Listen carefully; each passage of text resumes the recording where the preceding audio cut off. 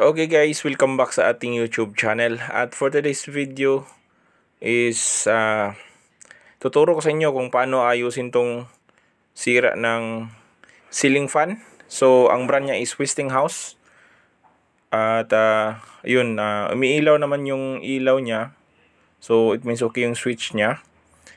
At siyempre yung fan switch din. Umiikot siya pero ang hinang umikot. So ituturo ko sa inyo kung paano yan ayusin. Ayan. So kung bago pa lang kayo sa akin channel, huwag kalimutan mag-subscribe, mag-like at paki-hit na rin ang notification bell button. Ayan, so ito yung ikot niya. So ito yung number 1. So napakahina talaga, number 2. At ito yung number 3. Napakahina talagang umikot, no. So kung may problema kayo ng ganito, ito na yung solusyon nyo kung paano ayusin. So titingnan nyo lang, subaybayan nyo lang yung ating video para ito yung reference nyo kung halimbawa paano nyo ayusin yung ganitong problema. Okay, so ayan, bubuksan natin yung loob nya kung saan banda yung kapasitor, kasi iba't ibang klase yung nilalagyan ng kapasitor. So yung mga ganitong klaseng ceiling fan is iba't ibang klase rin yung kinalalagyan ng kapasitor. Meron sa taas, meron din sa ilalim ng ilaw. So ayan, ikutin natin. So diyan natin yan bubuksan. So yung mga screw na yan, diyan sa may logo ng Westinghouse, yung screw na yan, bali 3 screw, yan yung bubuksan natin. So ipapakita ko sa inyo yan. Ayan, so may switch siya dyan sa gilid. So yung switch na yan is forward at saka reverse, counter at saka clockwise ang ikot nyan. So conforme sa inyo kung saan yung magandang ikot sa inyo. Ayan yung forward at saka reverse na switch. Okay, so mayroon siyang switch na forward reverse. Ayan, so bubuksan na natin. Okay, so ayan, may 3 screw yan. So sa ilalim, hindi na natin yan tatanggalin yung mga tornilyo. Ayan, ito yung pinaka last screw. So natanggal ko na yung dalawa. Ito yung last na screw. Bali 3 yan. Ayan, so tatanggalin natin yan para makuha yung kapasitor. Kasi dito nakalagay yung kapasitor ng brand ng Westinghouse. So tandaan natin, merong ibang ceiling fan na hindi kaparehas ng ganito. Meron doon sa ibabaw ng motor nakalagay yung mga kapasitor. So depende sa brand. Ayan, so tatanggalin lang natin yung slack o yung anong tawag dito? Wire connection. Ayan, so ito yung kapasitor niya. Ito yung switch na forward at saka reverse. So pwede rin hindi na ninyo tanggalin yung natanggal ko lang. So ito yung slack niya. Ayan, so and meron din naman yung color coding na palatandaan kung saan ayan yung may kulay pink at saka yellow. Okay, so dito tayo sa kapasitor niya. Okay, so as you can see, sa kapasitor niya is wala namang hindi naman siya lumulubo. Ayan, so yung nakalagay niya is 1.2 microfarad yung red at 1 microfarad yung brown at saka 1.5 yung purple, yung violet. Ayan, so ang gagawin natin ngayon is puputulin lang natin tong mga wires niya at syempre titester natin kung akma ba yung may capacitance, kung okay pa ba yung capacitance niya. So ititesting natin. So ang gagawin natin is puputulin na lang natin tong mga wire niya. Ayan, so kailangan din nating mag-allowance, no, kasi halimbawa hindi naman sira yung kapasitor, kasi nga sa physical na anyo ng kapasitor hindi naman natin nakikita na lumulubo. So itong brown, ayan, ito yung puputulin natin. Ito yung series lang yan sa lahat, dalawa. Okay, so itong red, ayan, putulin natin. Ayan. So mas maganda kung may mga color coding, no, kasi matandaan na talaga natin yung mga wires niya. Okay, so babalatan natin isa't isa yung red, ayan, at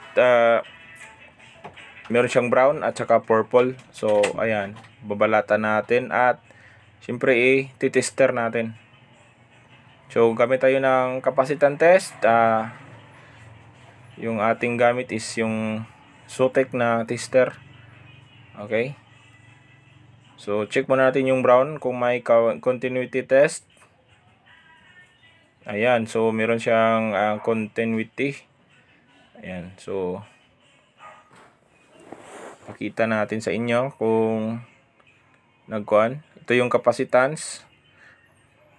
So titest muna natin yung gray. So yung gray pala yung series, no, yung kuhan. So gray at saka purple. So 1.6, 1.7, 1.5. Ayan, so 1.5, 1.4. So nag-iiba-iba yung kanyo capacitance niya. So dito naman tayo sa brown. Ayun, so 530, 540. So masyadong mababa yung capacitance. So it means hindi na siya mas maganda yung lagpas pa ng 1 microfarad. Okay, so mas mababa na siya. Ayan. So it means sira na yung capacitor. Okay, so ito yung brown, wala oh. So ito naman yung red. Ayan, so dapat yan 1.2, so naging 834 na lang yung capacitance niya. So it means low na siya, yung sira na din siya.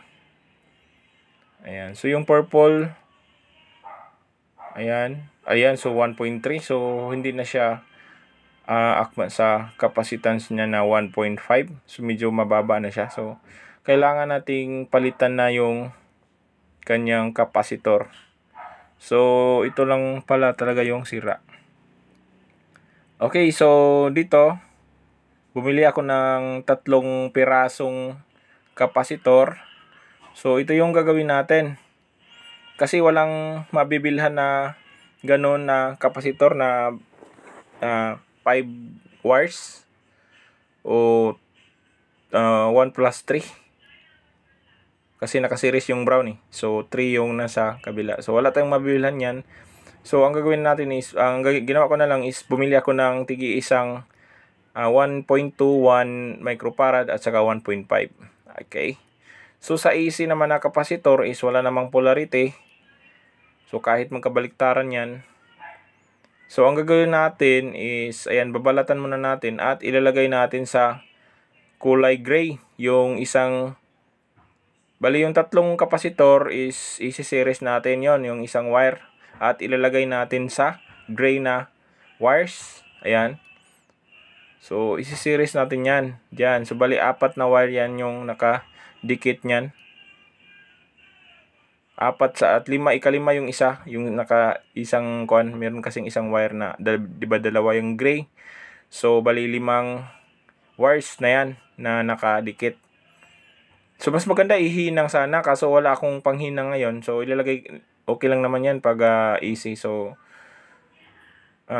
mas maganda talaga kung meron. Pero sa ngayon wala talaga akong dalang kuan, soldering iron at lead. Ayan. So yung red, yung kabilang sa isang kapasitor na 1.2, so ilalagay natin sa red. Ayan. Okay. So yung 1 microfarad ilagay natin sa brown. Okay. So ayan. Wala yung isang wire sa kapasitor, ilagay natin sa brown. At yung 1.5 naman na kapasitor, ayan. So ilagay natin diyan sa may violet. So kung wala kayong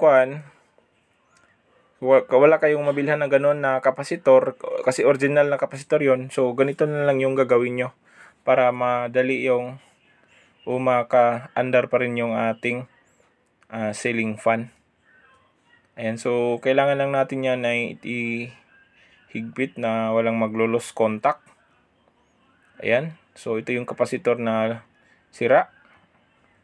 So, design yan kasi syempre maliit lang yung space niya, so ginawa yan. So ito naman, ang gagawin natin is tatlong kapasitor nung nilagay natin, pero kailangan yan mapasok yan sa cover niya para hindi mag-usli yung space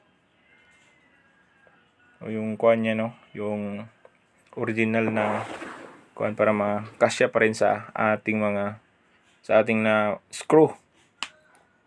Okay, so pagkatapos lalagyan natin ng electrical tape. Ayan, so ayan, nakalagay na yung electrical tape. So yung 5 wire yung talaga yung kuano, pero okay lang yan, lagyan natin ng electrical tape. Okay, so ayan, so kung ngayon pa lang kayo naka-visit sa aking channel, paki-subscribe na lang din sa aking channel para marami pa tayong video na mai-share sa inyo. So yung content natin is solar, electrical, video, okay. So kahit ano-ano yung kuha natin, no, makatulong at mai-share sa inyo. So kahit hindi tayo kuha sa ating content, meron kasing ibang content na stay lang sa talaga sa specific na content. So tayo is iba't iba yung ating ma-share para naman kahit papaano makatulong tayo sa ating mga subscriber at sa mga nanonood sa atin. Okay, so ayan, pinalakihan ko yung wire nya at ayan, syempre ilagay natin ng electrical tape. Okay, so yung gamit nating electrical tape is 3M. Yun yung mas magandang gamitin kaysa sa ibang klase. Ayan, so ito na yung kahinatnan yung ng ating ginawa na o yung nilagay natin na kapasitor. Bali sa tatlo siya, so bulky siya sa ano. So kailangan niya na hindi kailangan mapasok yan sa ating kuan. So ayan nga pala, ito na yung kuan niya, result. Ayan, so naka-slack na yan. Okay, so yung kuan natin, connector. Okay, so kailangan mapasok natin yung tatlong kapasitor sa kuan niya. So okay, so testing natin. So hindi muna natin yan balik yung mga screw. Ayan, so as you can see sa ating fan is malakas na siyang umikot. So it means okay yung ating yung ginawa natin. So ganun lang yung diskarte pag halimbawa nagwan. So itong switch niya parang lumuwag yung bombilya o yung bulb niya. So higpitan ko na lang yan mamaya. Yan, so ayun, napakalakas ng Westinghouse na ako, ano. So meron din akong video na ganito na nag-install ako, yung companion trio na Westinghouse din. So ilagay ko sa description. Okay guys, so sana nakatulong tong video na to. So yung mga screw niya is mamaya ko na lang ibabalik yan. Ayan, so malakas na siyang umikot sa 1, 3 at saka 2. Okay, so sana nakatulong tong video na to. I'll see you on my next vlog. Thank you.